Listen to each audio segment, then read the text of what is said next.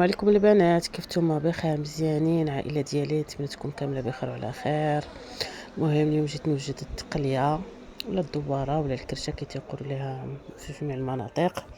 المهم انا درت معها تقليه عاديه ديال الغنمي، قطعه مزيان ومغسوله مزيان ومرقده في شويه الملحه والخل. والمهم كندير هنايا في الكوكوط، كنزيدو عليها العطريه كما شفتوا، كنزيدو مع الثومه الضريصه ديال الثومه، وهنا درتها بالحمص والزبيبه البنات والبصله وربيع من طبيعه الحال.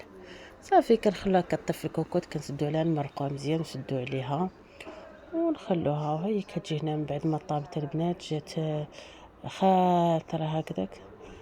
وصافي كنقدموها بصحه وسلامه، بغيت ترافقوها بشي شلاضه ولا شي يعني بطاطا مشلضه ولا خيزو ولا المهم شلاضه كما بغيتو، ولا شلاضه ماروكان ولا اللي كان.